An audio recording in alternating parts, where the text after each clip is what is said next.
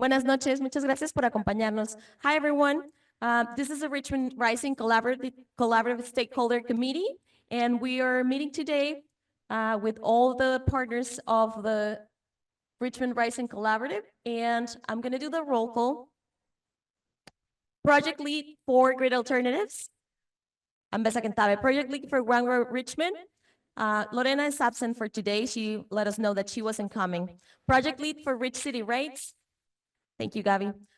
Project Lead for Trust for Public Land. Project Lead for UC Berkeley. Project Lead for Urban Till. I saw him. Project Lead for Urban Till. He's here, so we're gonna just put on the record that he is here. He's just not sitting at the table. I'm gonna do the roll call for community members. Just for everyone, as a reminder, we have 4 new community members that are joining us. We now have 10 community members that are part of the Collaborative Stakeholder Committee. Thanks, everyone. Community member Juana Hernandez. Thank you, Juana. Community member Tomasa Espinosa. Let's record that Tomasa is not here yet, but we'll keep an eye to see if she joins later. Community member Montserrat Gonzalez. Thank you, Montserrat. Community member Judith Rocha. Thank you, Judith. Community member Curtis Rice. Thank you, Curtis. Community member Jim Becker. Thank you, Jim. Youth fellow member Judah Gant. Thank you, Judah. Youth fellow Leslie Poblano. Thank you, Leslie. Youth fellow member Miki Mosoy. Thank you, Miki. Youth fellow member Yadira Quintanilla. Thank you, Yadira.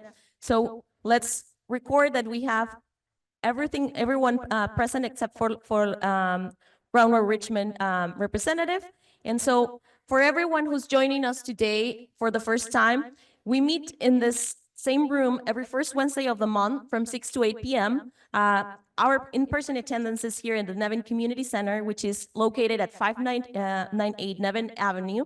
And you can also attend virtually if you want to join us through Zoom. You can also join through phone. The numbers on the screen are the numbers that you need to dial, and our webinar ID is showing in there. All community members and members of the public must abide by the community agreements. The community agreements are accessible in our website on the presentation and also printed on the table in case you need to see them. Thanks everyone for joining us today. We're gonna try to introduce ourselves when we speak so you know who's speaking and what are we doing, since we have a very large amount of people today, and most of the people who are joining us today are new. So we'll try to be more mindful of that so everyone can understand what's happening here. Before we start, we always like to do a land acknowledgement. So I'm gonna share the microphone with the group, if that's okay, and ask for your support to take a paragraph of the land acknowledgement. Gabby, could you help me? While Richmond Rising seeks to strengthen the economy, improve public health and the environment, particularly in the Iron Triangle, Santa Fe, and Coronado neighborhoods, we do so with the awareness that we occupy unceded Hutchian and Karkin, alone territory.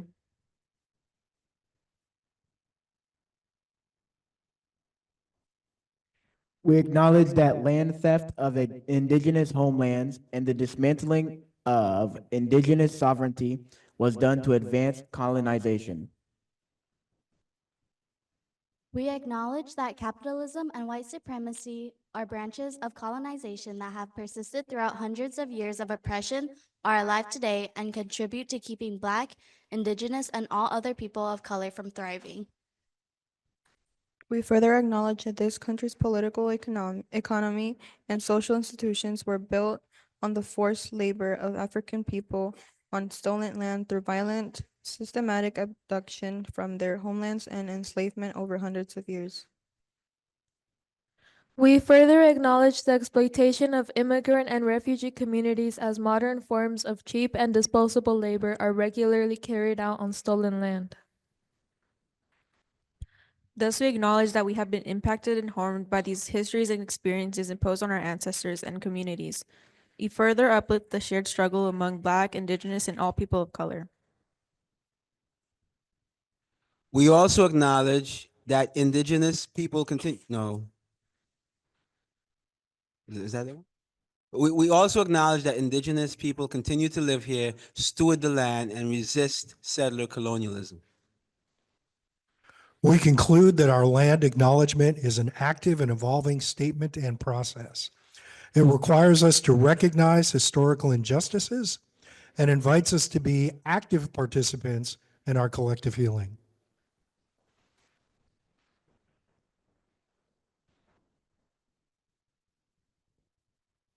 For the people who are joining us today, this is the Richmond Rising Stakeholder Collaborative Committee, and Richmond Rising is an initiative where the city of Richmond and 6 local organizations received $35 million to bring health, economic, and environmental benefits to the Iron Triangle, Santa Fe, and Coronado neighborhoods. And Richmond Rising is supported by the California Strategic Growth Council's Transformative Climate Communities Program. For this collaborative stakeholder committee, we provide guidance on project implementation, and it holds us accountable in reaching our goals. This committee can make recommendations, provide input, and assist project leads in implementing project activities, and it does not have a final decision-making authority. However, project leads must consider recommendations from the committee and members of the public. So we really appreciate that you're here joining us today. For right now, we're going to do public comment, not on the agenda. So for anyone who's joining us for the first time, this is a space for members of the public to provide public comment on items that are not included on the agenda. So I'm going to ask everyone who's joining us today as part of the public, do you have any public comment that is not part of the agenda? And the agendas, for anyone who doesn't have one, are in the back of the room, so you can get them either in English or Spanish.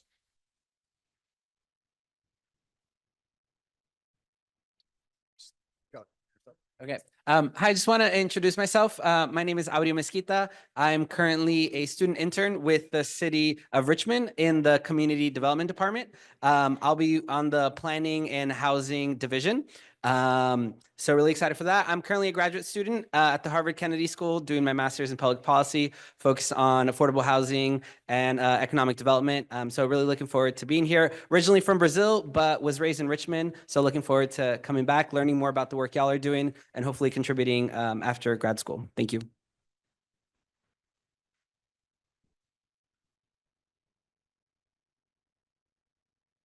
Thanks, Aureo. Do we have any other public comment? Public comment not on the agenda. ¿Tenemos algún otro comentario que no sea, que no esté dentro de la agenda para las personas que se unen por primera vez? Este es un espacio donde podemos comentar sobre cualquier tema que no esté incluido en la agenda. Tenemos agendas de este lado por si alguien necesita saber qué está incluido en los temas de la agenda del día de hoy. I'm not seeing any hands raised. Do we have any hands raised online?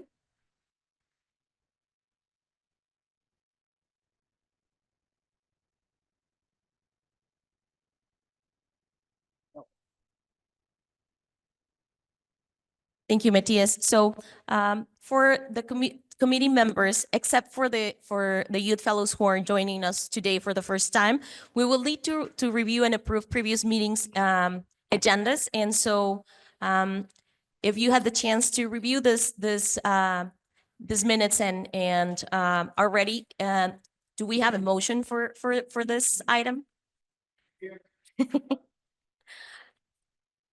Yeah, I move that the minutes of the previous meeting of May 7th, 2025. Madam Chair, I move that the previous minutes from our meeting on May 7th, 2025 be received and accepted with the necessary corrections. Do I hear a second? I second the motion. Thanks, everyone. I just want to make a comment for those who don't know. The minutes are all posted online as well if you want to review them on our website, as well as the slides and recordings from all of these meetings. Thanks, everyone. So the next item for our agenda today is project status report. So each partner will share up-to-date financials on the grant and also information about their project. And it will be shared with this committee and with the public. And for people who are joining us for the first time, we'll do the report, the partners will do the report, and then we'll open space for the partners and the public to ask any questions or provide any feedback that you want to provide to the partners. So we're going to start with the city of Richmond, which is the grantee. And since our last meeting, we have scheduled, coordinated, and currently facilitating the CSC meeting number 15. So this is our meeting number 15, and it includes translation, refreshment, and childcare. We also have invoiced the state. We're in invoice number 10, and we have met periodically with our project partners, the Strategic Growth Council, and the Department of Transformation of Conservation for grant management every other week. Our total expenditure up to date is $342,000. Remaining budget, $351,000. And our planned work in next week is submit our corrections for invoice number 10 and pay all the invoices of the partners who are sitting at this table today. For Neighborhood Complete Streets, we have collaborated with Public Works to submit a letter of intention to get access to Regional Measure 3 funds. And we have continued coordination with partners and design consultants. And the City of Richmond is currently reviewing 30% plans for this project. Tonight, as one of the items on the agenda, if you probably saw it, we're going to have an update. We have Robert Stevens joining us today, who's going to be sharing with you after this, after we finish the project status report. In this, we have a total expenditure of $95,000, remaining budget of $5.08 million, and planned work in the next 2 weeks is for the city to provide comments to consultants, and consultants would need to submit 65% plans in the next 2 weeks. I'm going to share the microphone with Terrence, and he's going to talk about Richmond Wellness Trail. Thank you, Terrence.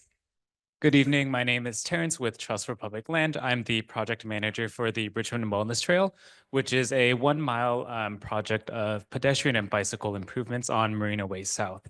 So the work completed since our last meeting, we've done the review of the 60% construction documents and returned comments to Placeworks, the consultant. The city and PG&E have also done their reviews of the 60% construction documents. We've summarized input from the community engagement work that we did a few months back. Oh, yes. And we've reviewed contracting documents for additional grant funding, which includes the RM3 that Beatrice just mentioned. And finally, we did budget reviews and revisions to accommodate the planned future grant funds. Total expenditures to date are $250,000, and remaining budget is $4.5 million. In the next 2 weeks, we plan to do continued budget planning and revisions for the additional grant funding, art and wayfinding planning, and then continued design and project coordination work.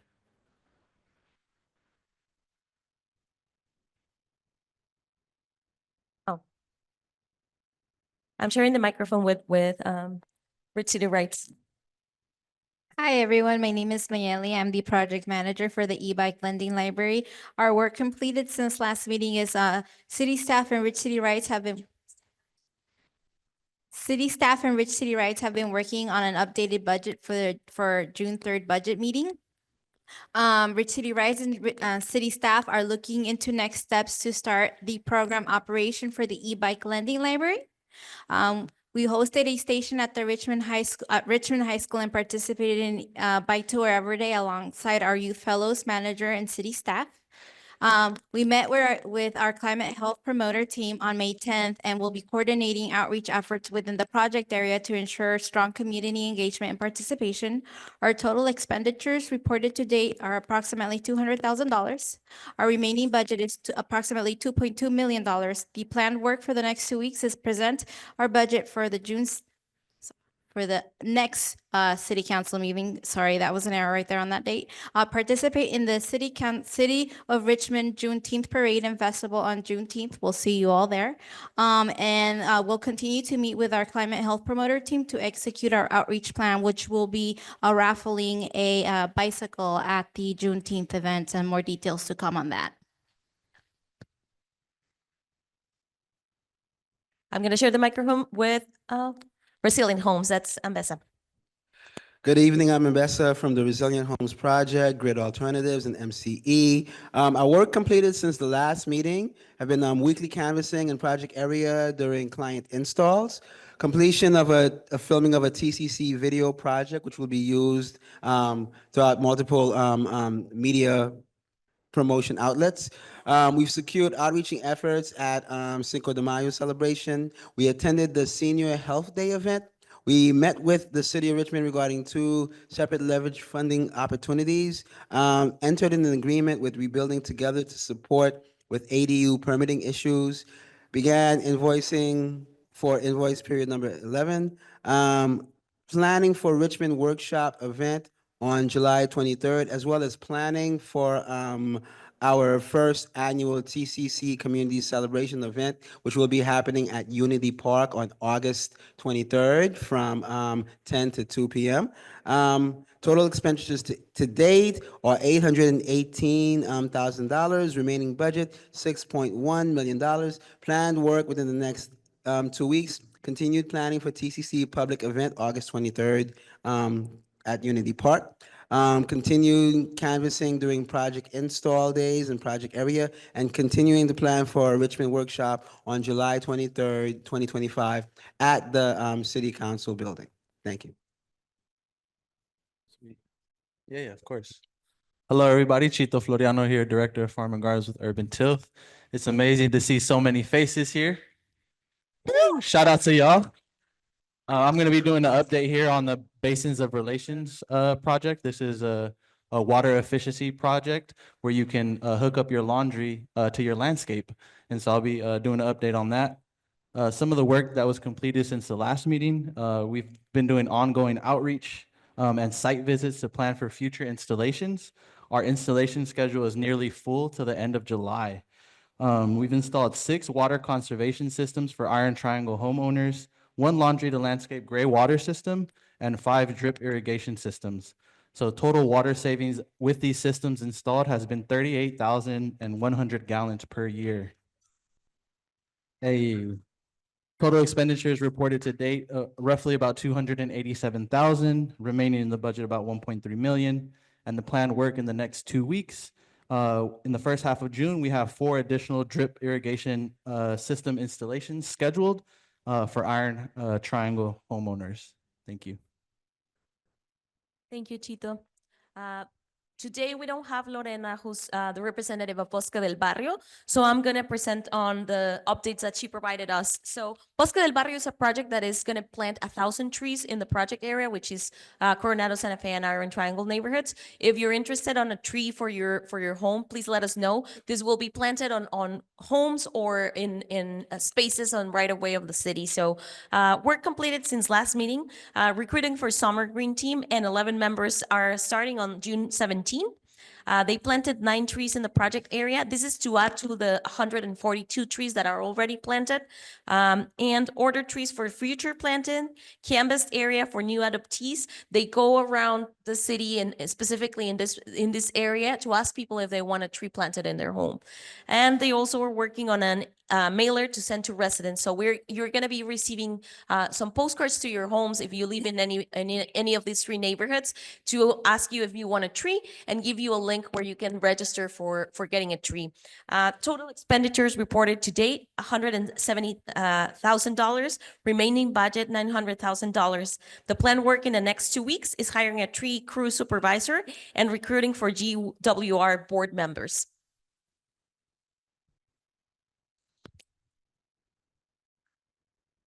Now I'm going to provide a project update for the ADA accessible garden. So this will be the first ADA accessible garden on the Greenway at Unity Park. So it'll be available for seniors, those with mobility issues, and even disabilities that aren't really visible. So we're really excited about this project.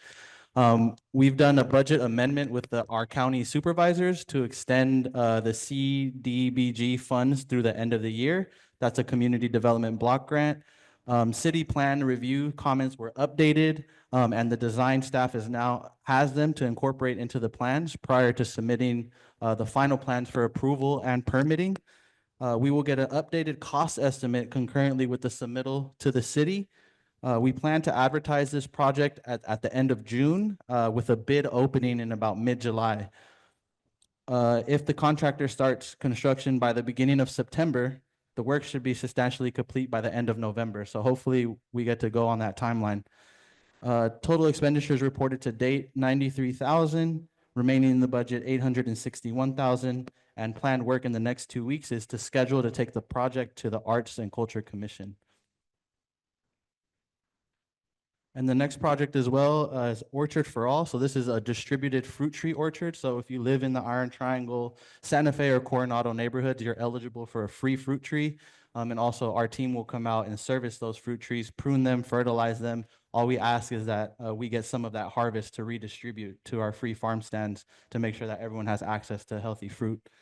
So work completed since the last meeting. We've developed a 6-week training program schedule for our summer apprenticeship program. We've also prepared tools and safety materials for our apprentices. We've also began to glean trees that are in season since summer is approaching. We've also created dedicated areas with community members to have backyard learning grounds and community engagement. Total expenditures to date is 173,000, remaining in the budget 994,000. And the planned work in the next 2 weeks is to review the applications for the summer training program, as well as schedule those interviews with apprentices. And that'll run from May 3rd to June 16th, those interviews. And then we'll also continue our giveaway of trees at our local farms, free farm stands, which is at Lucas Park and Unity Park. And here's an update for Veggie RX. Shout out to Veggie RX. I see some climate health promoters here and, you know, folks from Lifelong. So yeah, shout out to y'all. So with Veggie RX, work completed since the last meeting. The trainings have commenced for the 3rd cohort of the climate health promoters on May 10th. They also hosted a climate-friendly diet workshop with fierce advocates on May 22nd, and also hosted a climate-friendly diet cooking demonstration at Lifelong Medical on May 28th. Total expenditures reported to date, 772,000, remaining in the budget about 2.4 million. And planned work in the next 2 weeks is to plan another climate-friendly diet workshop for the Coronado Community Council on June 21st, work with the Veggie RX Climate Health Promoters Group on the project, and also find additional partners for the climate-friendly diet events in July and August. And that's my update. Thanks, y'all.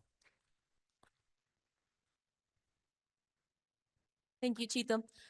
For the e-bike share program, as you probably know, there's e-bikes, electric bikes that are around the city, but specifically for the project area, we have 8 bike hubs that are located around the neighborhoods.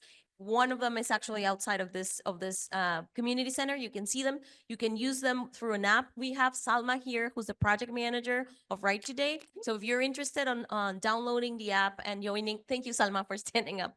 If you have not used the program before and you want to know more about it, Salma's right here to connect with you. For you to know, the work completed since last meeting is continued maintenance and operation of the existing bike hubs, which Salma helps a lot with, as well as the staff from Bright Today. Total expenditures up to date, it's $526,000. Remaining budget, $472,000. And the planned work in the next 2 weeks is coordination to provide data requested by the Strategic Growth Council. So that's it for the e-bike share. If you want more detail-oriented information, please contact Salma, who's sitting in the second row of the meeting today. In relationship to community engagement plan, I'm going to share the microphone with Rich City Rights and Gabby. Hi, everybody. My name is Gabby. I am the Richmond Rising Youth Fellow Program Manager. Usually, I will provide you guys with the updates, but now that we have 5 Youth Fellows part of our CSC committee, can we give them a round of applause? Thank you. So now that we have our 5 amazing youth part of our committee, moving forward, you guys will be hearing less of me and more of them. So for today's meeting, I'm gonna have Montserrat read out our updates for our Richmond Rising Youth Fellow Program. So we give her a round of applause. Thank you. Hello, my name is Montserrat, however you want to call me. So we're completed since the last meeting. The first cycle of youth fellows have completed about 75% of the required modules and trainings. For outreach, we have hosted an Energizer station in front of Richmond High School for Bike to Wherever Day on May 15th.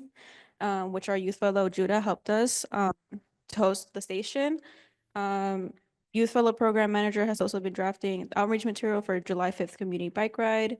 The Youth Fellow Program Managers continue to onboard the remaining Youth Fellow positions. Total expenditures reported to date, 292,000,000, my bad.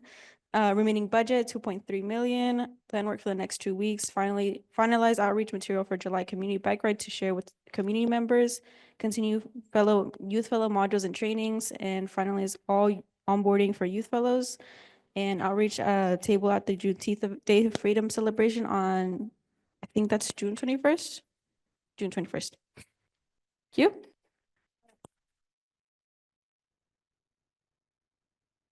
Thank you so much. In terms of the displacement avoidance plan, we have multiple activities happening, but just for you to know, there is a specific strategy that we're having right now for people to be able to build ADUs in their backyards. For people who are not familiar with the term, ADU is an additional dwelling unit, and so it means you can build a smaller house on your backyard. So what the city is doing to make it more affordable is to provide plans for free. Plans are usually the documents that architects create, so you can create so you can start with the construction. For people who are homeowners and have a house or a property in the area, the city is currently working on presenting the final ADU toolkit that we have, so you have a better idea of what it takes to build a unit, and it's going to be presented to Planning Commission and the City Council, and so you will be hearing more from us because we're organizing a workshop so this can be spread around the community and you know more about it. The total expenditures up to date is $148,000. Remaining budget is $533,000. The planned work in the next 2 weeks is set up dates for community workshops and to be able to collect comments and feedback from residents on the final design of the ADU toolkits. There's going to be 4 different plans, which means 4 different styles of homes and different sizes. So if you want to build that on your backyard or on your garage, which is there's different options, you'll be able to access these plans for free, and they will be pre-approved by the city. So that means you don't have to pay for the services of the city to review them. So thanks everyone, and that's in relationship to displacement avoidance. And then I'm going to share the microphone with Grid Alternatives. Just going to share before sharing the microphone with Alex that in relationship to the Workforce Development and Economic Opportunity Plan, the city has put out a Workforce Development RFP, which means a request for proposals, where we are requesting for consultants, organizations, or individuals who would like to do implementation of the recommendations of the place-based report, meaning to coordinate the different strategies. So we have a workforce strategy that is focused on the project area, Coronado, Santa Fe, and Iron Triangle. And so if you are interested or know any organization or consultant team who would be good for doing this type of work, it's an economic development type of work, workforce development type of work, please share this with them. This is open till the 12th of June. So ask them to send a proposal, share it with the public. It's in our Planet's Bids, which is the bidding website of the city. So I'm gonna pass the microphone to Alex to share the rest of it. Hi, I'm coming over here so I can see everyone. My name is Alex. I'm the workforce manager for Grid Alternatives. I work with Ambessa. He works on the resilient homes side of the project. So that's Grid Alternatives is a nonprofit solar company. We do a lot of things. He does more of the solar for clients and I do job training. So we're doing solar job training also as part of this grant. We just graduated our first cohort on May 16th of this year. That was very exciting. Which I'll actually talk a little bit more about later, but our main updates, we graduated our first cohort, which was 5 trainees. We had a graduation ceremony. We had a few people from Lifelong come to that, so thank you. I don't know where you are, but thank you for coming. Oh, there you are. Thank you for coming to that. That was really exciting. We also are meeting for our next cohort. So our next cohort, we're working with a recruitment partner. We do job training, not necessarily restricted to Richmond, but this grant lets us do training for Richmond. So our next cohort isn't focused on Richmond, but it's still open to Richmond residents. But we are working with a career development center called New Horizons. So if you are interested in that, let me know. We usually have flyers here. I don't see them today. So come to me and talk to me if you're interested in that. That next cohort is starting June 23rd.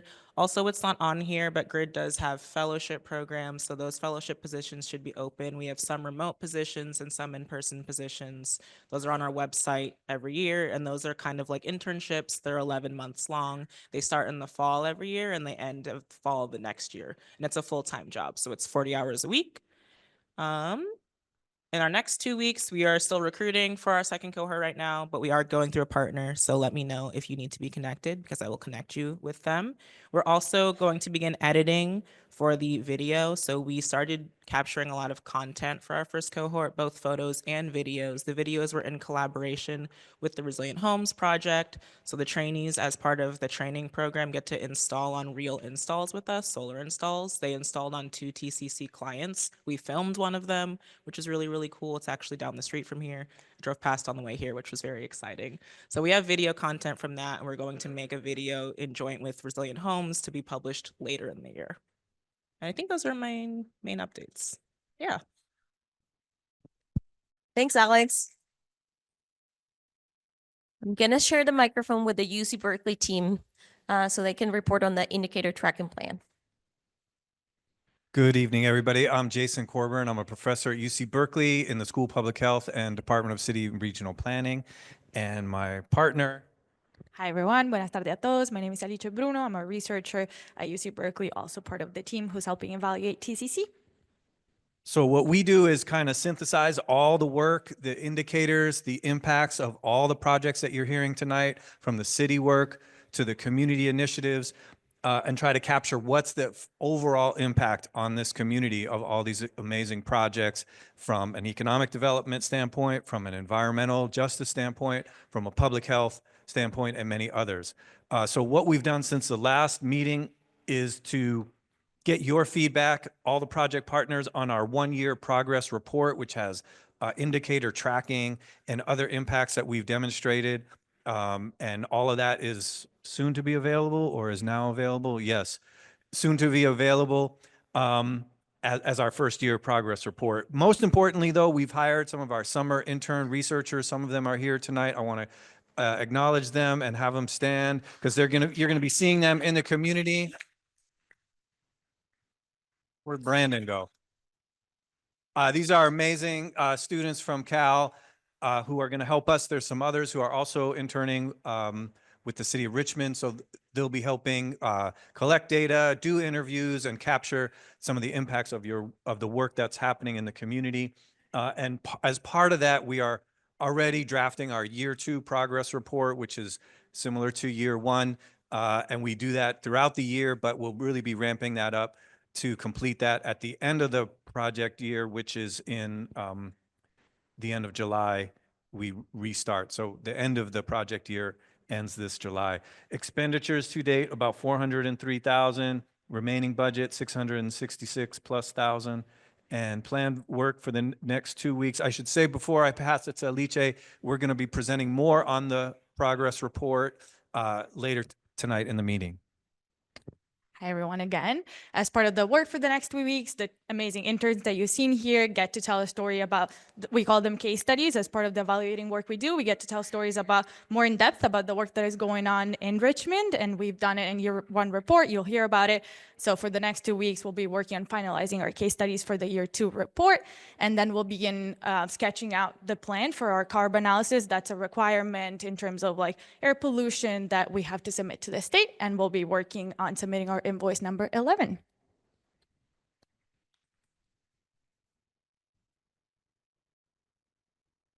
Thanks, everyone. As you can see, we're having a lot of great work in the Richmond Rising team.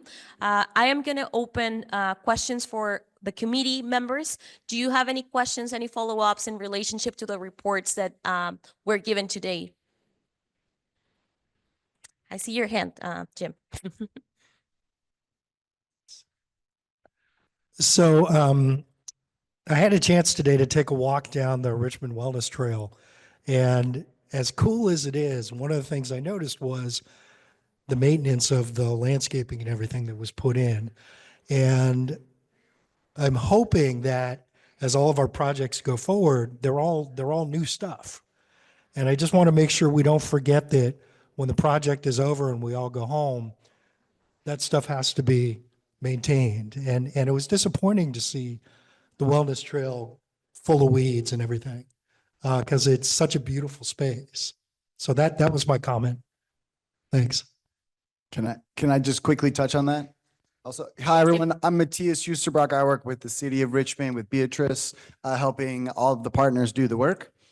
Just wanted to touch on that point. For example, recently the climate health promoters were on a park day last Saturday or maybe a week and a half ago. And my group also walked to the Richmond Wellness Trail, and we also heard that comment. And we've heard that comment in multiple projects. So I just want to say we are hearing that. We've been talking to people about how to do that. One thing is that came from researching and how to address this issue. There is an app, the 211 app, or the City of Richmond. You can literally just look up the City of Richmond app on the App Store. And you can report using your location, or you can choose a location. You can take notes, you can take pictures, and they are following up as well when they address it. I understand that some people are maybe putting comments in and it's not addressed right away. Another thing that happens is that when it does get cleaned, more stuff comes out. So of course, there's grace both ways, but for sure, actively report it so that we have some more proof when we're going back to our city counterparts at the parks and other departments saying, hey, we are hearing that these needs to be maintained. Can you help us with that? They need the data to know where it is and to be able to show if it costs more money to do more maintenance, they need to show those figures to city council or other people who make money decisions. So just wanted to highlight that point because a lot of people here have made that and a lot of people in previous cohorts have made that. So just wanting to highlight. Thanks, Jim. Thanks, Matthias. Thanks, Jim. Do we have any other questions, comments from the committee? Okay, then I'm gonna open this to the public. So anyone who has any questions or has any comments in relationship to what you heard today, any doubts, please let us know. Raise your hand and I'll bring the microphone to you. Para las personas que nos acompañan hoy, si tienen alguna duda sobre los proyectos que presentamos, por favor, levanten la mano y con gusto les pasamos el micrófono. Comentarios, preguntas, dudas, todas son bienvenidas.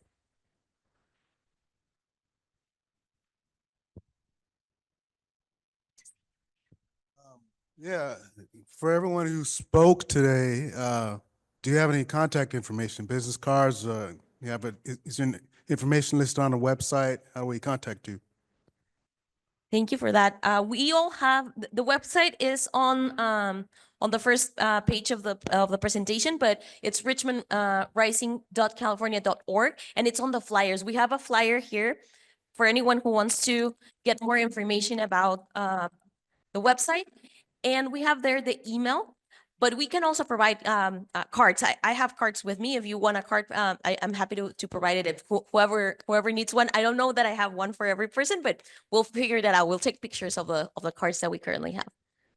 And one other thing I would say, just to add to that, is that everyone, all the project leads are also here so that people from the community have the chance to talk to them. So this is also what they're here to do. So if you want to talk to them before or after, I would say that's their job. So no, but seriously, that's another part of this as well. So yeah.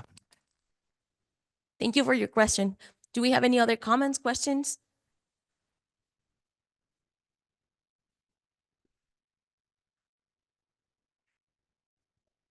Hello, this is my first meeting that I'm attending, so this question may be a little bit past tense. But I wanted to know what was the determining factor into allocating the three named areas like the Iron Triangle for the specific services?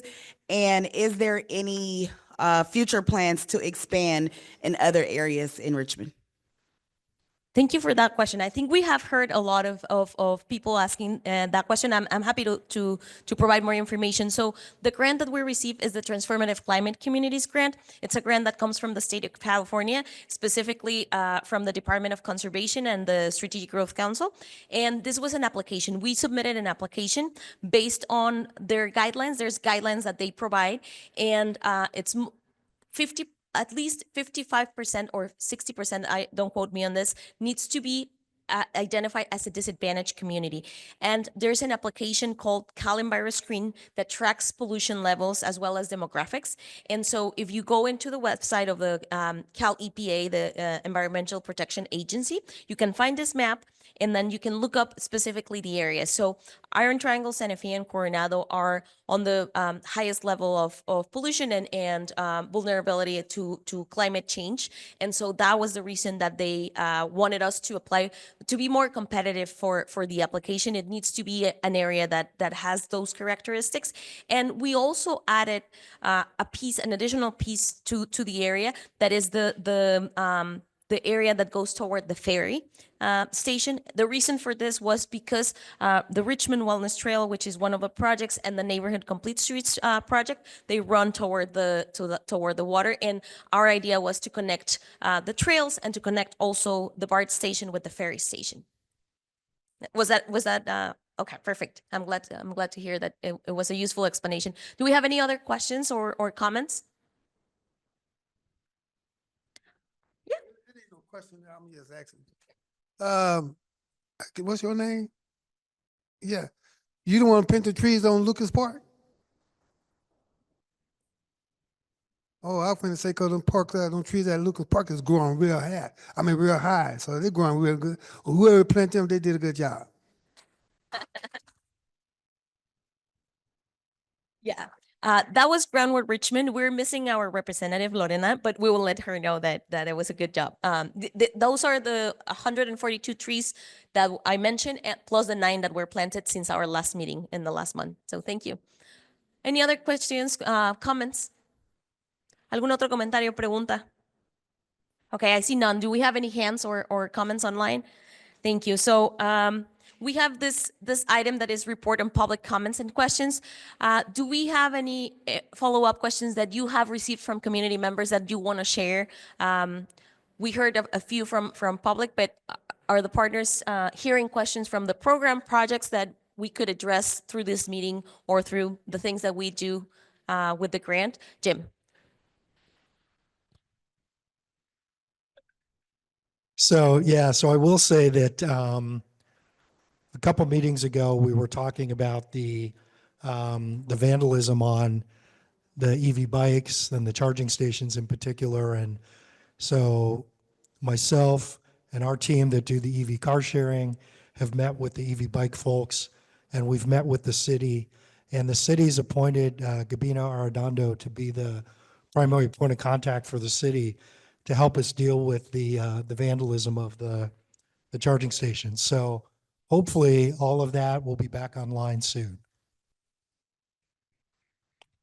Thank you so much, Jim, for the report. Do we have any other questions or comments in relationship to the projects, things that have been reported out by community members? Don't see any hands raised from committee members, so I'm going to continue now with the business for discussion today. I know it's been a long reporting, but thanks for staying with us. I hope you learn important information, and if you have further questions, all the partners are here to address any concerns or questions that you have. So I'm going to continue. We have 5 items for today. So we have a contract modification and amendment confirmation. We have the report for the Youth Fellows update. We have the Neighborhood Complete Streets update. We have the introduction of the climate health promoters. And we have information from Alex Shade in relationship to the Grid Alternatives program for workforce development. And we have a discussion on the draft ITP and translation options for the evaluation report. So I'm just gonna ask for the permission of partners to shuffle the topics of discussion for today. I think we could go last with the contract modification and amendments, because I think we have a lot of people who are here today to be presented and who want to speak and talk about things. And that first item is the most boring of all, because it's technical information for people who are partners and who are going to be doing contract amendments, which is something that nobody is very interested in. Just a suggestion. And then I would let the Youth Fellows update go first, and then the other items that are that we have listed in the agenda. Is that okay with everyone? Can I get your hand raised if that's the case? Just hand raised so I can. Is it okay to shuffle the agenda that way? Okay. I see everyone's hand raised, so I'm gonna put the first item till the last number, and I'm gonna give the microphone to Gabby so we can go with the CSC Youth Fellows update. Hi, everybody. Again, my name is Gabby. I am the Richmond Raising Youth Fellow Program Manager. Last meeting, we had discussed about filling in more youth fellows to our CSC committee. So originally, we were given 2 seats on the committee. The committee members voted to add extra seats for the youth fellow applicants that had applied. We were able, well, Beatrice and Matias were able to advocate and shuffle around and allocate some money in order to have all of the youth fellows that apply to be part of our committee to join. So yeah, that's pretty much the update in terms of the youth fellows. We currently now have 5 youth fellows. Yes, round of applause. We now have 5 youth fellows that will be joining our committee for the next year or so. So again, I just want to give them a round of applause. And then just as a little save the date, on July 5th, the youth fellows along with some of the members from the climate health promoters are going to be hosting a community bike ride. It's going to be on July 5th from 10 a.m. to noon. You guys are all invited. It is a family-friendly ride as well, so you can definitely bring your kids. I'll provide more information as it comes out. I will also share a flyer on our Instagram at Rich City Rides, but you can always email me with questions. Again, that's July 5th. It's on a Saturday from 10 a.m. to noon, and it's open for all of you guys to join us. Thank you. Thank you, Gabby. I have a question for the youth fellows. Would you like to introduce yourself to the public? Would you be excited to do that? Or is that something that you would like to do? I saw Montserrat's face.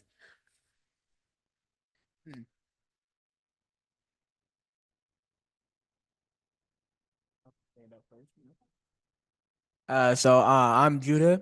Joined the program in May, like around the 15th. Yeah, around the beginning of May, and I'm very excited to be working with the youth fellows.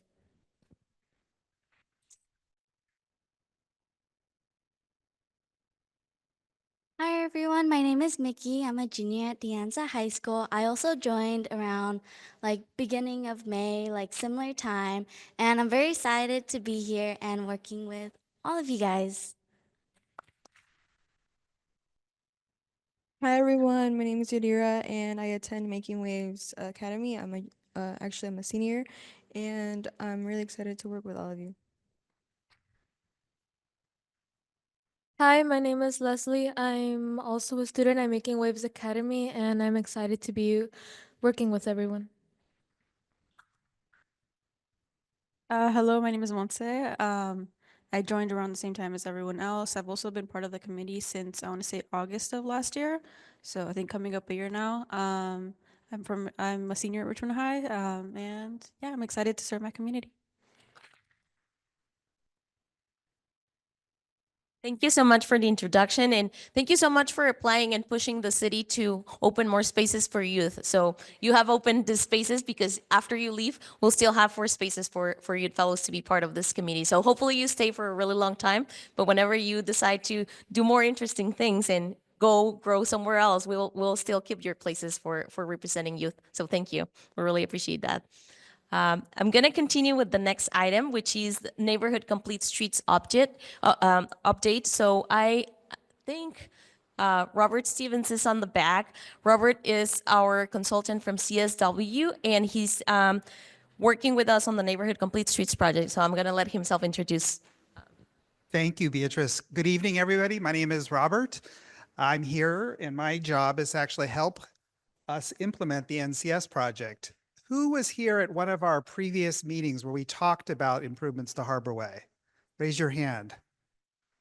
Well, so now the rubber hits the road. We actually have to implement the project, and we're working diligently with Beatrice and her team to finalize the design. And this is the Harbor Way segment, which essentially goes the highway north. And really, it's about improving access for folks that are walking or biking, as well as improving traffic safety at the intersections. And we're working diligently to get all your comments. A lot of people came out. A lot of people gave us really great feedback. So we're trying to balance that feedback with the available budget that we have to implement. And we're working. Okay, great. Thank you. So as Beatrice has shown us, the core is again Harbor Way. Not only is it street improvements, it's traffic signal improvements, it's planting of street trees. It's all kinds of great, amazing things that a lot of you folks have given us feedback for over the last several months. So we're now pressed for time. We've got to finalize our design and get it out to bid here in August, September timeframe so we can meet the obligations of our grant.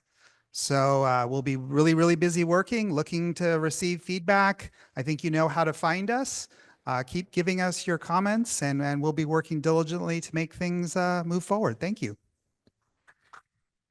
Thank you, Robert. I am gonna give the microphone to the Climate Health Promoters team. I know that there's multiple people coming and joining us today, so thank you, Stephanie.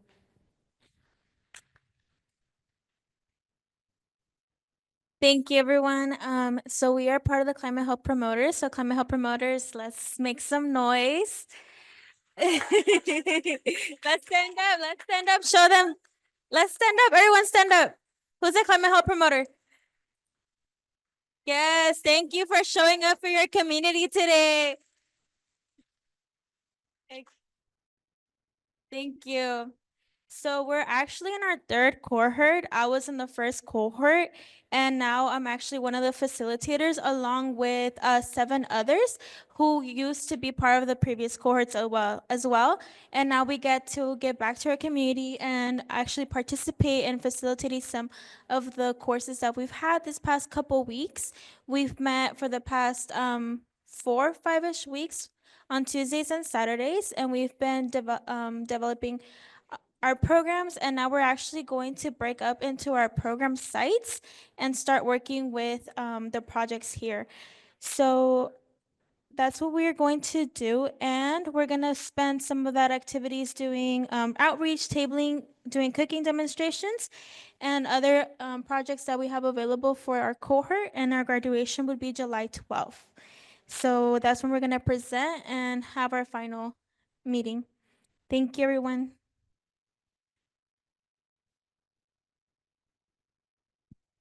Thank you, Stephanie.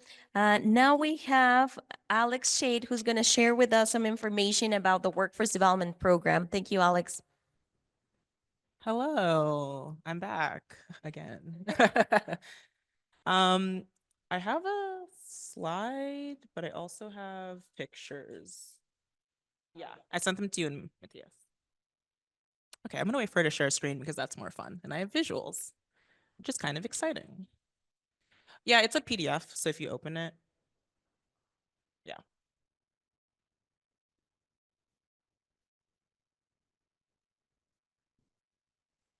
Ooh, this is fun. That's okay. We have time. I don't have jokes, otherwise I'd make jokes. And I didn't have time to put these photos in the real presentation, which is why they're not in the real presentation. But they are kind of fun. But anyway, my name's Alex. I can talk for the meantime. So the program that I've been talking about, it's called IBT 200, which is Installation Basics Training 200. We're a solar nonprofit, so we do solar training, but you also learn other things as part of it. So like construction basics and electricity basics. It's a 5-week-long program. So it's 200 hours, so it's IBT 200. It is a full-time program. So the first cohort started April 14th and ended May 16th. So it's a Monday through Friday program. We had 5 people as part of this program, which was really exciting. And they had their graduation on the 16th. So I learned a lot of things as part of this program. The first 2 weeks, they do classroom activities and hands-on labs with us. So they learn theory and then they also do hands-on practice. The next 2 weeks are spent out on the field with us, so doing solar installs because we do solar installs. As part of our other work on our construction team, we have a full construction team, so they are learning from experienced individuals. And then the last week is the 5th week of the program, and they do like classroom activities and labs, mostly focused on employment readiness, and then we end in a graduation. So that's essentially the setup of the program. It's mostly focused on solar skills, but they also learn related skills. So we like to prepare them for the industry in a variety of related careers. It's also a paid program. I guess that's important to mention as well. It is 5 weeks long and it's full time. So we try to make it a paid program. The ones for Richmond residents are always going to be paid thanks to this grant. Thank you, TCC. And for our program for TCC, you don't have to necessarily live in the TCC areas. You do need to live in Richmond, though. So that's more information for next year, which is when we'll probably be more recruiting for Richmond again. So you can talk to me if you have questions about the program. I do have cards. I don't know if I have flyers, but I'll get you the information you need regardless. Ooh. I made this complicated.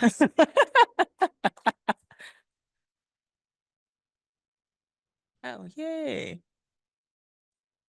No, you're good. This is my fault.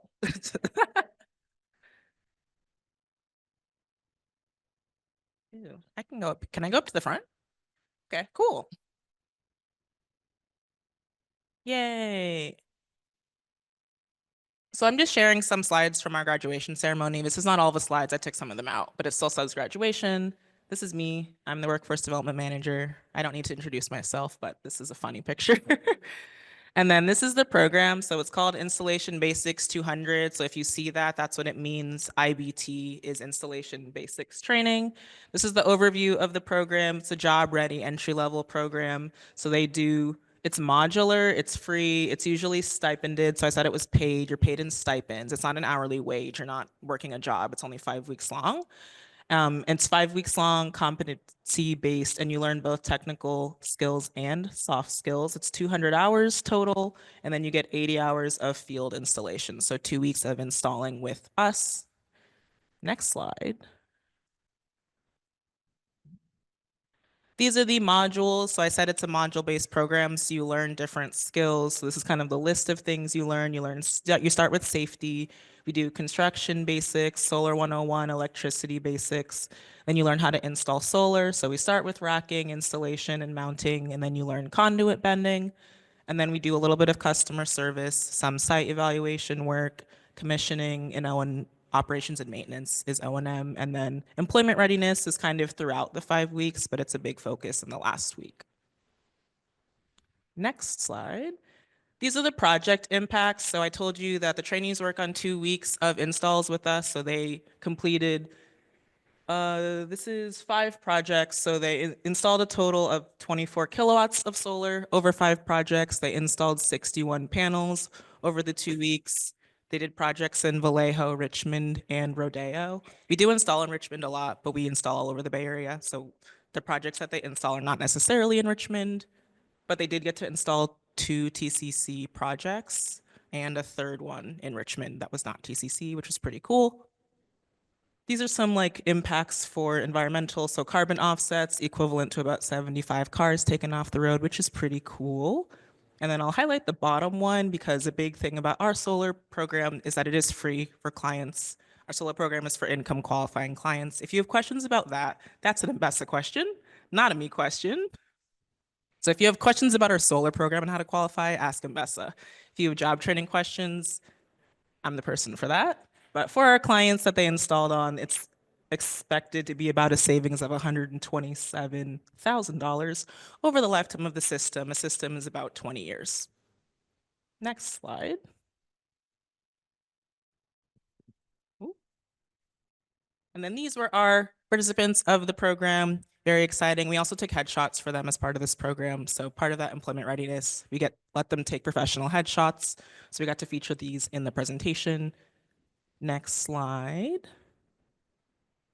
This is a shout out to our construction team. So they do work with our construction team for the 2 weeks that they're on site. We have a full-time construction team that installs as their full-time job.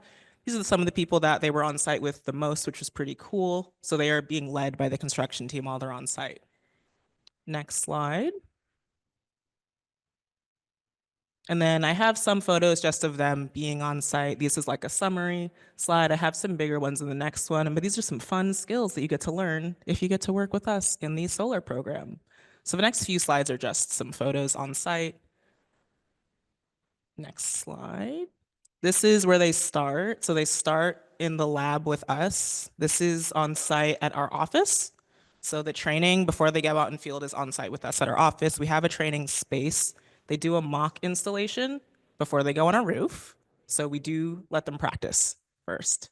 I also already have a question, so sure. You have to be 18 or older. That's the only age requirement. You do have to be 18. There's no maximum age. Was that another question? Sorry. Oh, wages, 18 an hour for this program.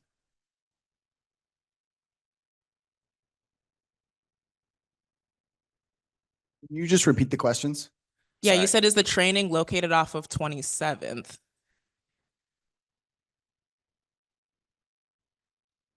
I Can you think just, maybe that's a different training. that was Solar Richmond, a different program. Okay. So Sorry. we're located in Oakland off of San Pablo. Yeah. So that's where our first 2 weeks are in the last week. And then the middle 2 weeks where you're on site, you're going on site. So it's dependent, it's in the Bay Area, but you're on site. So the location is dependent on the specific client because they are real clients. So we don't get to decide where they live. Yeah.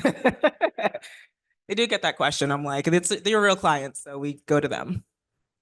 This is our mock install, the first one they did. Very exciting. They finished this in the first week, at the end of the first week. Next slide, I think, is more lab pictures. So this is our training dock. We have this on site with us at Oakland. It's an outdoor space, which is pretty cool. It does get cold, which is why they're wearing sweaters. So they learn how to bend conduit. They learn how to do wires. Next slide. And then this is one of their first installs on site. This is actually pictures I pulled from the TCC install that they did, which is why me and Mbessa are also there. Mbessa visited one day, which was really fun. They got to install. This is actually on Bissell. So this is down. That is Mbessa. Yeah, that's me. But there's Mbessa. This is on Bissell. So I drove by here on the way, which is pretty cool. So this was their TCC install that they got to do. It was a 16 panel system and it was a 2-story house. So that one was pretty steep. Next slide. These are more install photos. This is still from the same install, I think. So they do everything. So we do the wiring, they do the install. This was a battery project. They don't work on batteries. They're not qualified to do that yet, but they still got to mount boxes. So this is like wall work that they're doing on the side of the house. This is on the roof. And then next slide. This is them installing under the panels. So they, again, learn all of this off the roof first at our training dock before they ever go on site. But they do get to do everything on site. And then next slide. This is them finishing one of their installs, which is really cool. I took this photo from the ladder, I think, and I made them take a banner up so that the picture looked cooler. But yeah, it was really exciting. They got to finish 5 projects. The last project they did do in a day, which was also really exciting. It was a smaller system. It was 10 panels. And then next slide, I think it's photos from graduation. So we had graduation at our office in Oakland. This was one of them presenting. This was actually all of them in the front row, which was pretty cool. That's our executive director and our CEO/co-founder. That's me talking. You don't have to look at me, but I did give a similar presentation at graduation. So it was really fun. We had staff come. We gave them certificates that they get to keep. This was one of our trainees who had a baby during the program, and he brought his baby to graduation, which was very exciting for us. A very cute baby. And then next slide. And then these are our grads. So this is a photo we took on graduation day. And I think this is the last slide. Yeah, that's it.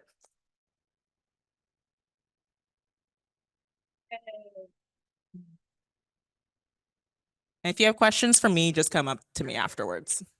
Oh, I guess I can take questions now. Yes.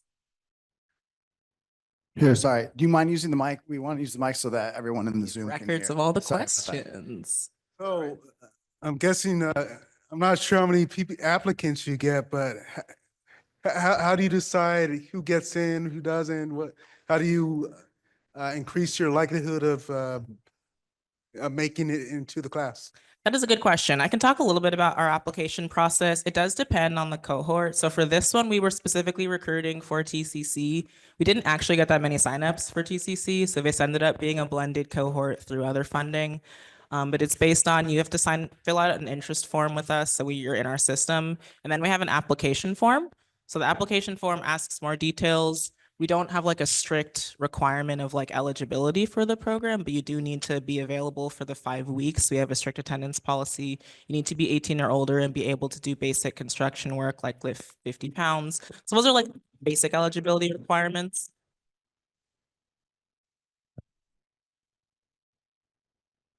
Okay, there we go. Yeah, 50 pounds is like general for the construction industry, so you have to be able to lift 50 pounds. So if you do want to work in solar, that's another thing. You need to be looking for employment, not necessarily in solar, but also in a related industry, because we do track like job placement metrics as part of this. So if you're not looking for a job, then you are not going to be as much of a priority through the program. We want to connect people who are like looking for jobs and need jobs. So kind of it's based on need. For this first cohort, we were also looking at geographic factors because this is a geographically based grant. We ended up admitting more people for this one. We didn't have actually more than we could for spots. We could have up to 8 people for this cohort and only 8 confirmed. Only 5 showed up, but 8 did confirm. So the max is usually around 8 to 10 per cohort, depending on like need and where you live, if it's grant funded, and also like we could do a screening process. So it's kind of like a mini interview just to see if you're a good fit for the program. So it's mostly based on like fit for the program and if it makes sense and if you're actually available for the program. That was a big one, is that people were not available. Yeah. Hold on. Yes, you asked You about say age. 18 and over. You have to I be mean, 18. 18 and over to what? 18 to what? There's no maximum for the program. So if you about 60, could you still come in there? If you meet the physical requirements, then yes. That's why I'm asking. You say 18 and over. Yeah. That's what I'm saying. If you're 60, could you come in? You can. You Yeah, have to okay. meet the requirements of like being able to do all the physical activity, and you need to be looking for a job, but we do not have an age maximum for a program. Yeah. Okay. So He just believed he can do it. yeah, because you do have to pass. There is a physical skills assessment part of this. We would program to love for you to graduate. apply. We would all love for you to apply. Yeah. Okay, Cheryl disagrees, but Yeah, we're not necessarily a youth-based program. We don't have a maximum.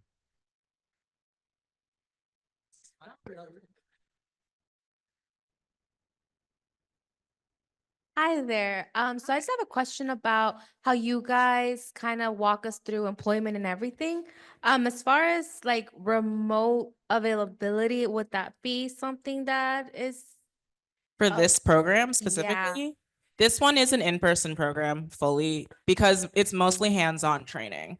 So there are lessons every day, which are presentations that are given, but every single day there is hands-on lab work, and that's mostly what you're learning in the program is solar installation basic skills, which you really can't do virtually.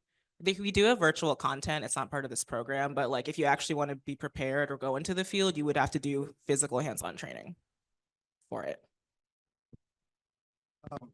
In terms of looking for work, it seems like you would be looking for work after you already, pretty much after when it's about to be completed. So how would that work in terms of the looking for work requirement? It seems like it's something you wait until like maybe like the last week or so. How does that work? Are you asking about availability for the program or? No, you're saying Job there's placement? a looking for work requirement? We ask you like when you're applying for the program, like, are you looking to go into the industry? Yeah. That's what I mean. Yeah. Okay. Yeah. Did that answer your question? I think the confusion is that he's referring to like, do you have to actually be actively looking like? Oh, we're Versus not you like, mean like just generally you want to get into no, we mean like general interest in going into the industry because we did get some applicants who were like, oh, I just want to learn, but I'm like working in another industry and I have a full-time job already and I'm not interested in leaving that. So like, that's not someone who's looking to enter the industry. saying That's what I looking and meaning like interested in. Yes, interested in and like serious about it is essentially what I mean. Thank you. Hi again. So just going off of that and you guys preparing us and like really setting us up to go into the field, would there be opportunities? I'm not like looking down my future lane. as far as like relocation, would that be something? Because I mean, it seems like you guys teach really great skills that can travel like a lot of places. I'm not saying that, all right, we start in Richmond, let's go other places, but like just a real serious question. I might move away with my family to different. So would this be like, I could take these skills somewhere else? Are you guys, I guess nationwide? How can you guys, Yeah, that's a good question. So this is supposed to prepare you to enter solar and related careers. So that's not specific to the Bay Area or Richmond at all. There's solar careers everywhere. We're also not just a Bay Area based program. So we have like 7 locations in California. We have offices in Fresno, Sacramento, LA, Oakland, which is where I work, Riverside, San Diego, Willits has a small office, and then we also have offices in Colorado and Washington, D.C. So we are doing this training in various locations. So this is not like city specific work. And also there are solar companies everywhere. There are the most amount of solar jobs in California. A lot of them have a really wide range. So like you might work for a solar company in Sacramento and still be installing in the Bay Area. We actually have staff that live in Sacramento, which is I can't do that commute, but like we have people, if you work in construction or you're interested in construction, commute is actually a really big part of it. So if you don't want to commute, would not really recommend going into construction unless your company has very focused specific work where you don't really travel. But the work does travel, so you would be eligible or like qualified to work in a lot of industries. Some people want to go into roofing, some people are interested in being electricians, so it can be a pathway for that as well. And part of the graduation certificate, right? Yeah, so that's why it's a module-based program. So the skills I listed, you get specific skills certificates. So you get skills checked off. So you have a list of the skills that you learned in the program. So you have a record of them and you can show an employer, these are the skills that I was certified in. Does that answer your question? Yay.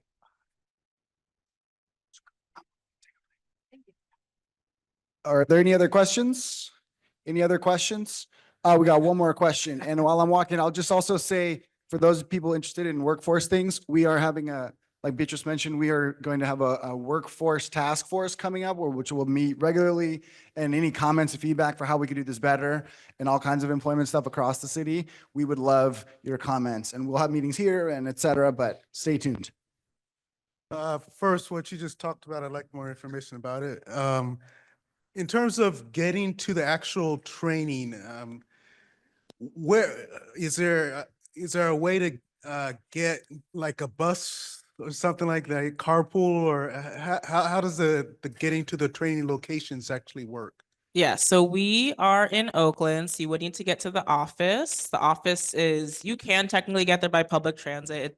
Bus is the most direct way. You could like BART and then bus. As part of TCC, so if you're going through the TCC grant, like you're TCC qualified, we do have travel stipends that we can give people for this program. For getting to site, you would need to be able to get to the office if you need a ride. So we did do carpooling for going to site. So like the installs, but we met at the office and then drove people from there.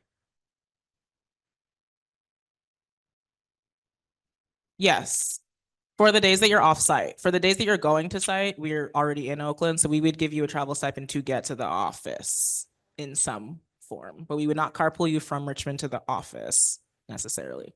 We would carpool you from the office to the solar install. I think that was it. Oh, Thanks people had a lot a of questions. Thanks, It's fun. Alex.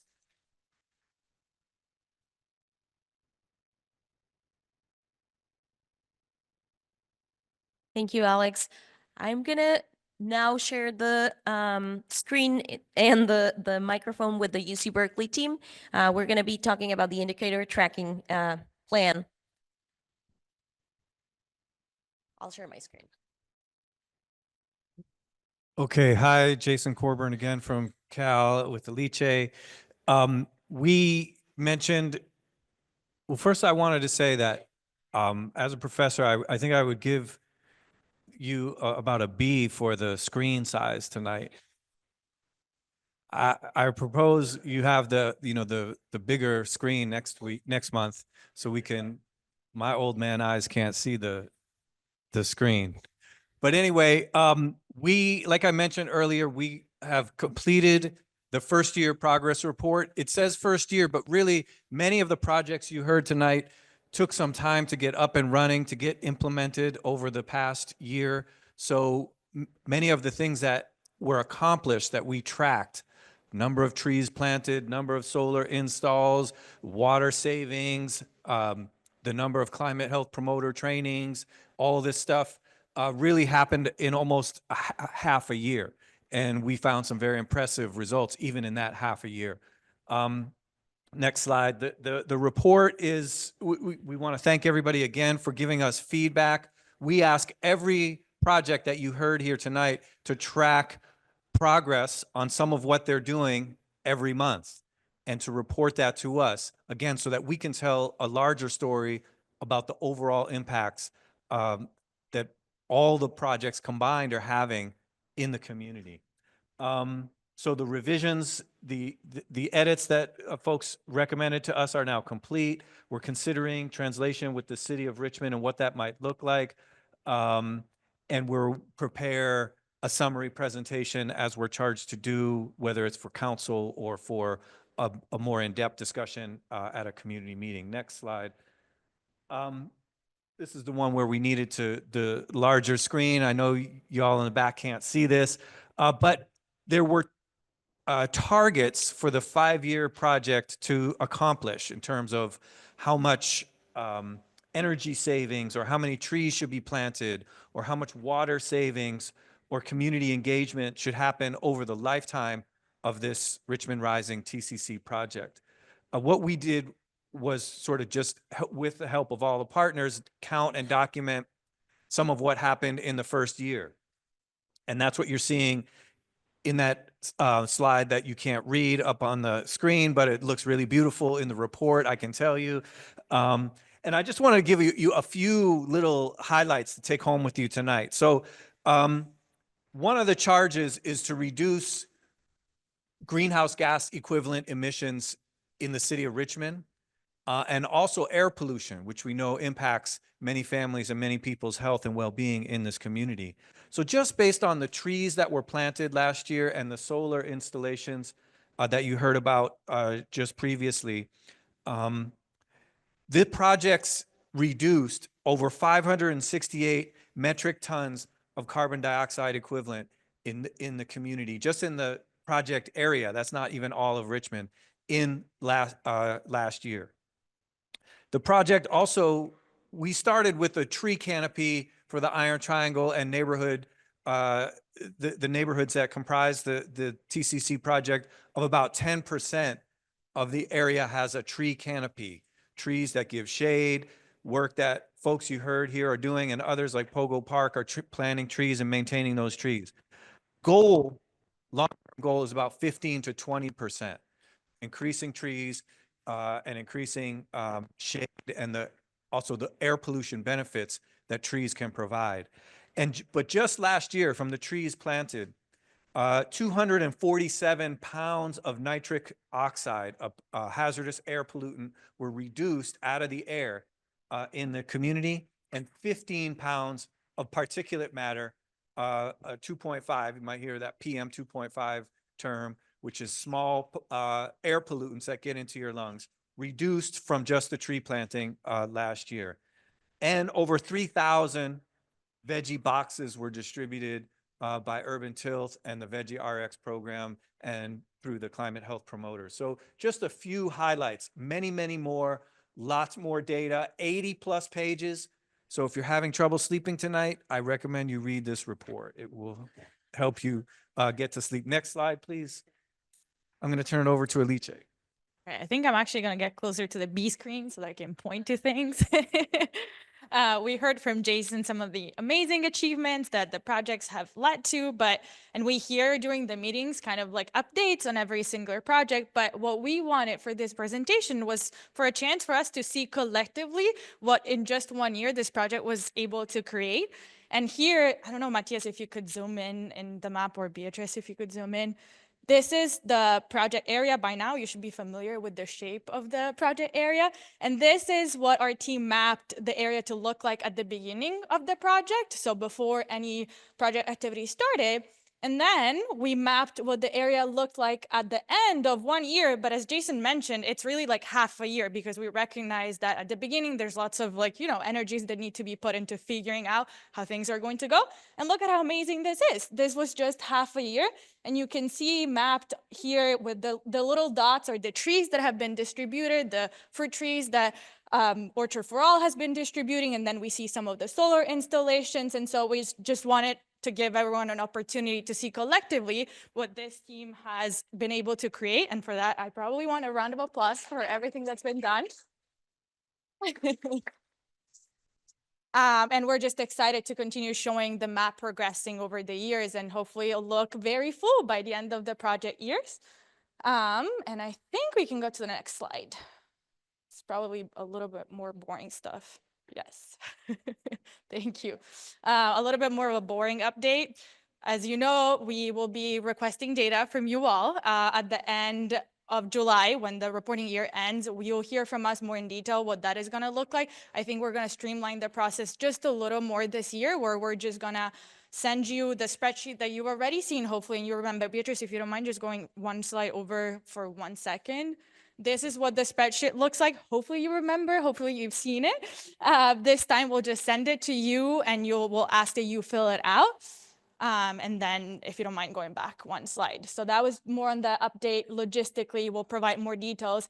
And then, as has been mentioned before, part of the work we do is highlight the progress more in detail, some of the projects. We had an opportunity to talk about Veggie RX and the Universally Accessible Garden in our first report, but what we're hoping to do for year 2 is really highlight the people and the stories behind TCC. So we're hoping that we have the climate health promoters here, and we know that Curtis, for example, was part of the cohort and is now part of our C meeting, and so we're excited to highlight some of those stories. We're excited to have our interns here to get to know you. And so hopefully that's what's going to happen for case study for Veggie RX. We'll also be highlighting some of the work that Alex presented earlier around the Resilient Homes Project and share more update on the Universally Accessible Garden. And now I'm going to pass the mic on to Jason, who's going to tell us more about the Health in All Policy Report. Okay, so just to wrap up and remind you, we're doing the year 2 report and collecting data, and you'll be hearing from us and seeing us and our student interns in the community to talk to folks and hear from you, your stories about how these projects are influencing you, the community, and your families. The city of Richmond is one of the most innovative cities in the United States, if not the world, and I can say that with a lot of confidence.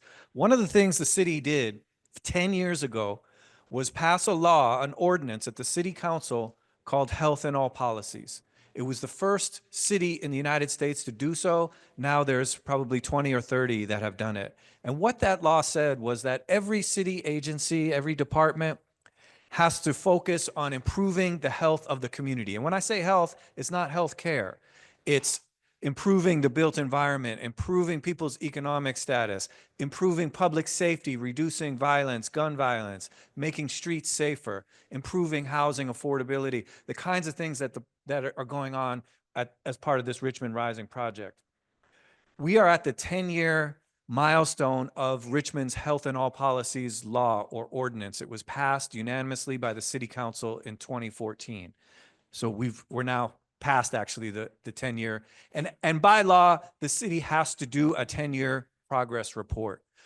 We at UC Berkeley are helping the city do that. And we've talked to city leaders and some community organizations. I know folks from Pogo Park were here and we're involved in that, and RISE and other great organizations. That we want to combine some of the work for the 10-year Health in All Policies report with the year 2 Richmond Rising Progress Report, because many of the things have similar objectives. And I know you don't want to read 2 80-page reports. So that's going to be something that we're going to be doing in collaboration with the city and many community-based organizations. And so you'll be hearing more about that in the future as we develop both reports really together over the summer, and should have a draft by August or September to share with the public. So I think that's our update. That's all we wanted to share, and we're happy to take any questions.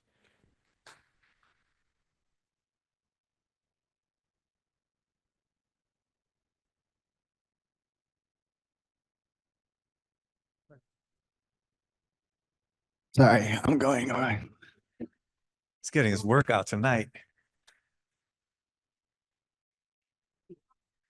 Hi. I was curious if any parts of the grant funding in the out years are dependent upon any of the indicator metrics and benchmarks or such. To my knowledge, I don't think the grant allocation is dependent on achieving in set indicators. I should say, if I didn't say, that the indicators, the goals were set as part of the planning process, community planning process, and the grant writing process by community members and community organizations, not by UC Berkeley. We are just collecting data to see how close we're reaching progress towards those goals that were already set.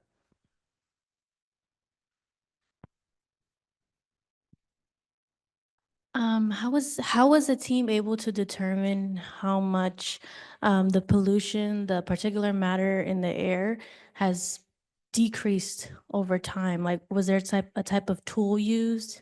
Yes, great question. So you saw that word or that acronym CARB, C-A-R-B, that stands for the California Air Resources Board. And that's the state of California's agency that works with the U.S. Environmental Protection Agency to develop a model, basically a computer estimate where we plug in how many trees, how many solar installs, how many different interventions, and it estimates the amount of carbon sequestration, how much carbon is prevented from being released into the community, and also the air pollution benefits that I mentioned, the nitrous oxide and the particulate matter. So these are models that we run as part of our role here, and we get that, but we can only do it with inputs from community members. Like I said, the trees and other things go into that model. So it's a CARB model. If you really can't sleep, then you can look at those websites, and for sure it'll put you to, yeah.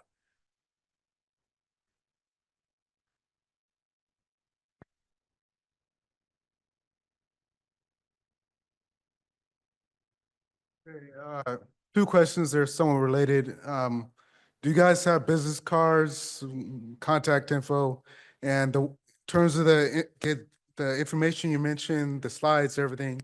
How do we get to those? Are they the ones listed on here, or those are the two questions? Yeah. Like folks have already said, I think all our contact information is on the website, and our center at UC Berkeley, the Center for Global Healthy Cities, our website is healthycities.berkeley.edu. I don't know if it's on the slide, but we can share that, or it's in a lot of the documents that are already posted on the TCC Richmond Rising website, and you can contact me or our partner, our researchers through that website. And the slides are, I don't take care of the slides. I'm not sure. I take care of the slides, and the slides are on our website, which is just richmondrisingca.org. And the email, or sorry, Jason's center's website link is on the screen in very small writing. It says healthycities.berkeley.edu. And my email's on all the rest of this, or our other websites on the rest of the slides.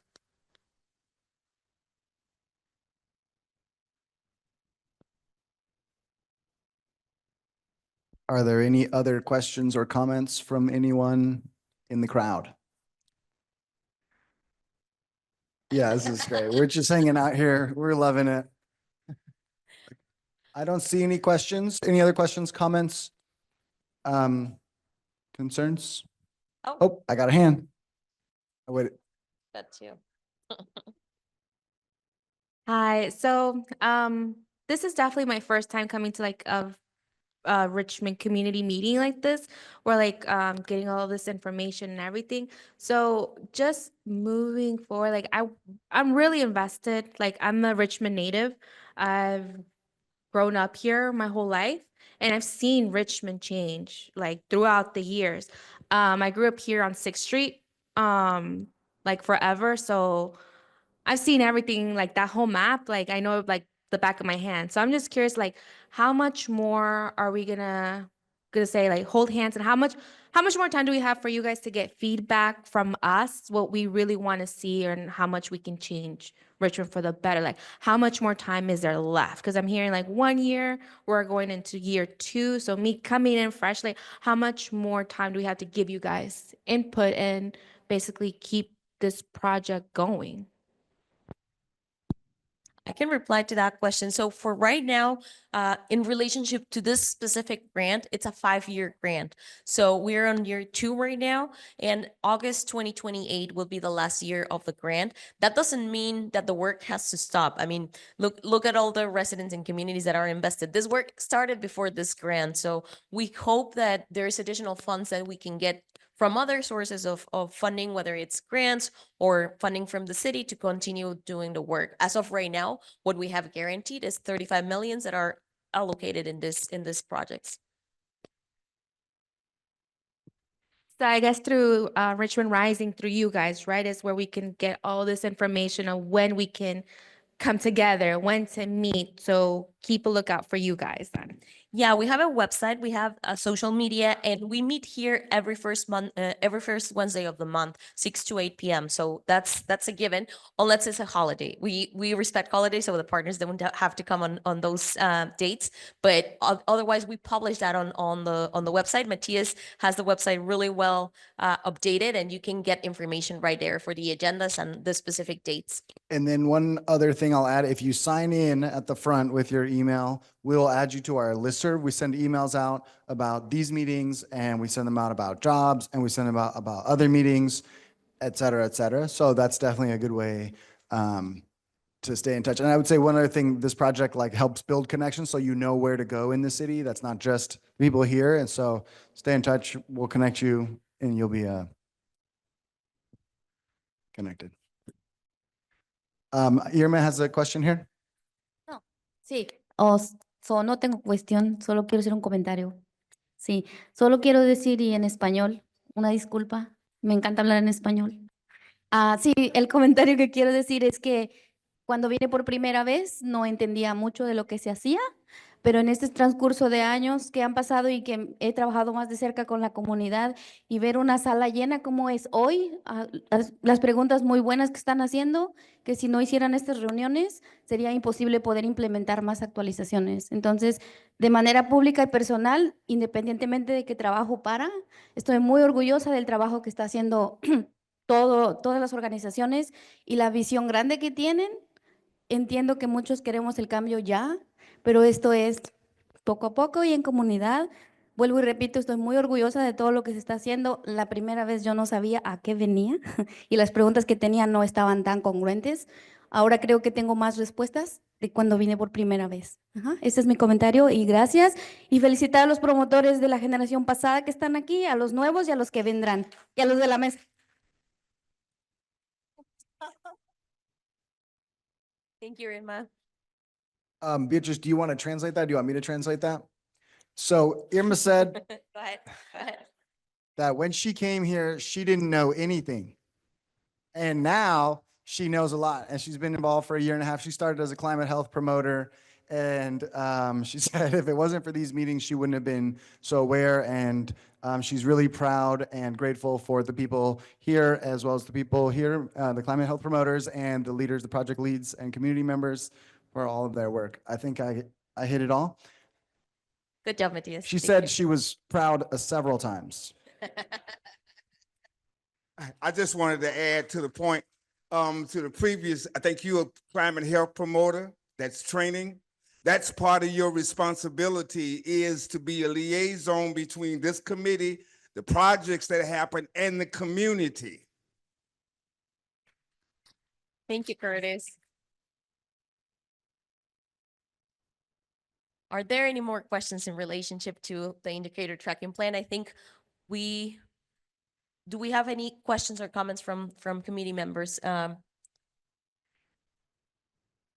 going to continue then with the last item, which is actually Matthias' item, which was the one that we moved to the end of the presentation. And he is going to be talking a little bit about amendments and modifications. Hold just with me for a second so I can get back to our original presentation.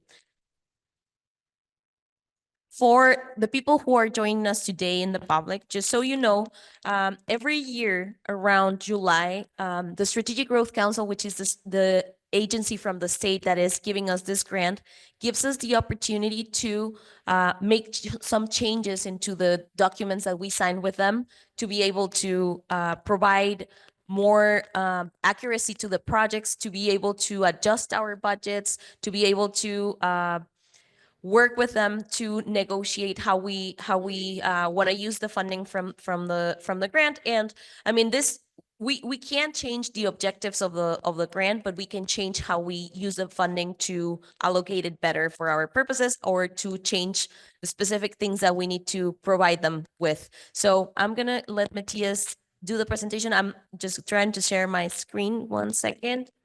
And please, Matthias, go ahead. You have more to say about it. Yeah, so my presentation is mostly for the project leads here. But of course, if anyone has questions, we're happy to explain them, and then perhaps also good to understand how this all works. As Beatrice mentioned, we have a contract with the state. And when I say we, I mean there's like 7 different contracts that go to a main contract that goes to another contract.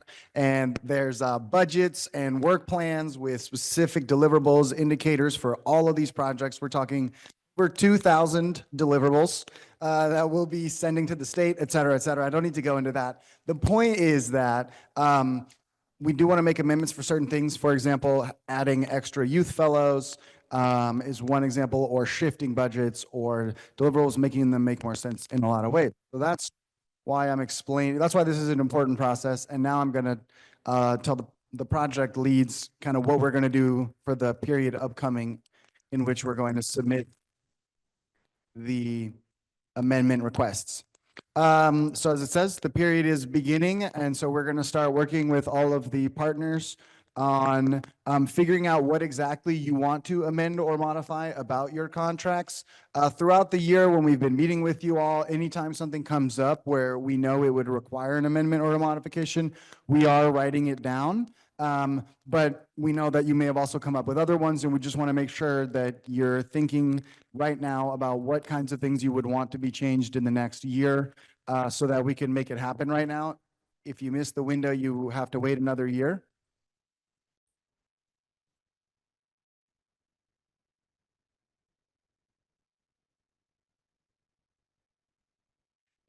If you miss the period, then you have to wait another year. And for some of you who have complicated deliverables, you'll be so glad to have simplified and clarified deliverables. So for each proposal, meaning if you want to change 2 deliverables or 2 different budget line items, you have to do this twice.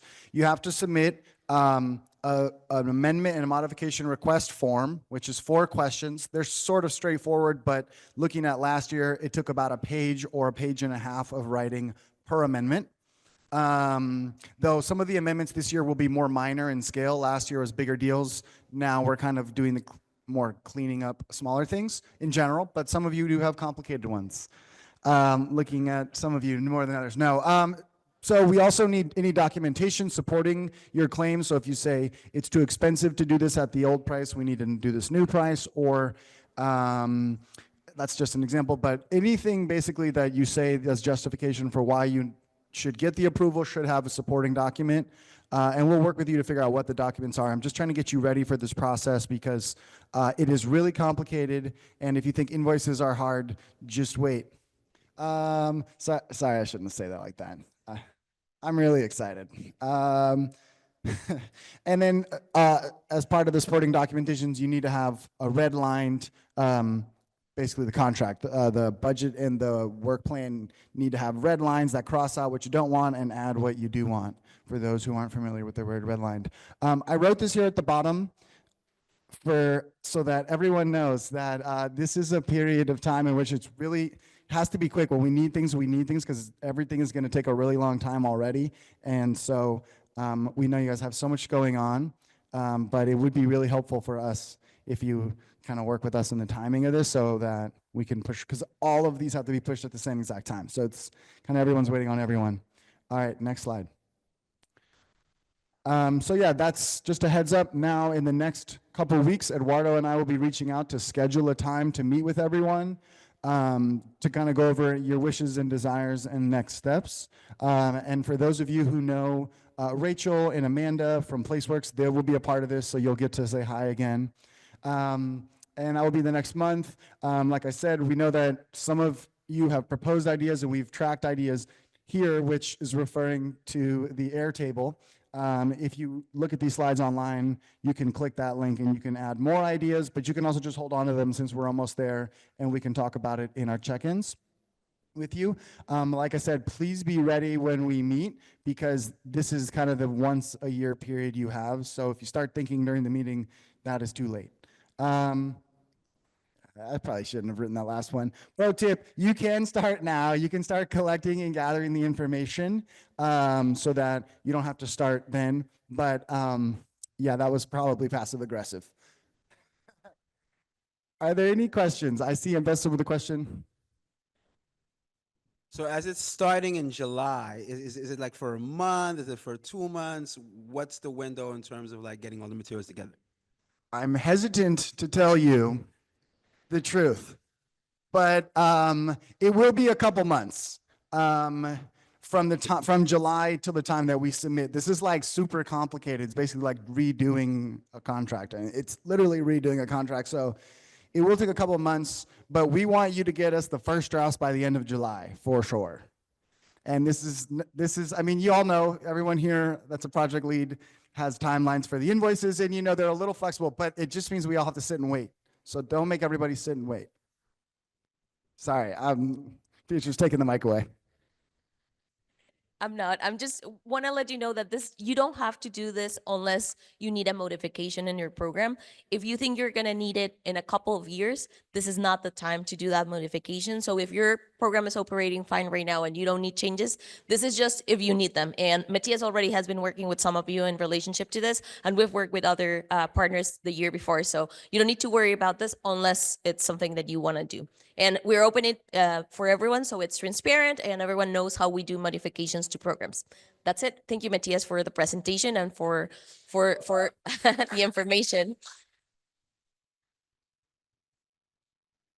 And as you know, start scheduling meetings with Matias and Eduardo, and we'll get to the part for general announcements. I know that we have spent a lot of time, so we have around 4 minutes. I would ask people, if you're going to do general announcements, to please be very short so we stay on track with the time. I'm going to share the microphone with Mbessa. Thank you. And I do apologize not having physical promotional materials on hand. We're developing them right now. But again, wanted to just reiterate, on August 23rd at Unity Park between 10 to 2 p.m., Grid Alternatives in partnership with the City of Richmond and the Richmond Rising Partners are throwing a TCC community celebration date with like jumpers and games and giveaways and the like. So please stay tuned. It's coming, and thank you. Thank you, Mbessa. Do we have any other announcements from the table? Gabby, do you want to remind them of the Oh, hi everybody again. I'm Gabby, the Richmond Rising Youth Fellow Program Manager. I just want to remind you guys again to save the date for July 5th. That's going to be the first community bike ride that our youth fellows will be hosting and leading along with some of the members from the Climate Health Promoters Club. It's going to be starting at Lucas Park from 10 a.m. to noon. Again, it's open to all community members, all ages. So even if you have young kids, they're more than welcome to come. It's going to be an easy ride. And we're also going to be incorporating some stops within the TCC project area, just to talk about what's happening at those specific locations. So it will also be a good way for you guys to get to know a little bit more about the resources, about the projects, but also being able to physically see for yourself everything that's happening within our grant. So thank you. Real quick, sorry, thank you, Gabby. There was a question about Ambessa. What time is the event on the 23rd? August? To the public, 10 a.m. to 10 a.m. to 2 p.m. I think. I thought I was telling you at nighttime. It's not. Do we have any other announcements from people in the committee?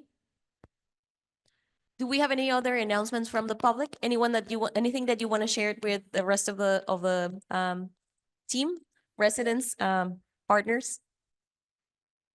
I don't see any. I'll make one or two other announcements. It's been mentioned, but on the 21st is the Juneteenth parade, and which leads to the festival, which is going to end at Nickel Park, which is on McDonald. Juneteenth is a Thursday, but the 21st is the day of the celebration and the festival. I encourage everyone to attend. We'll be there for sure. And then another thing I wanted to bring up was the Richmond Neighborhood Coordinating Council's meeting next Monday, and that's at City Council and online. And what that is just for people who are new to getting involved in these things. There's neighborhood councils in every neighborhood, including the neighborhood you live in. And then there's another council that organizes the neighborhood councils, and they meet once a month, and this is their meeting. They'll talk about upcoming issues. The fire department's there, the police department is there, lots of good updates, the city manager, and you can always give your feedback, share comments, ask questions. So just want everyone to know about that as well. Thanks, Matias. If we don't have any other announcements, being 7:59, the meeting is adjourned for today. Thank you.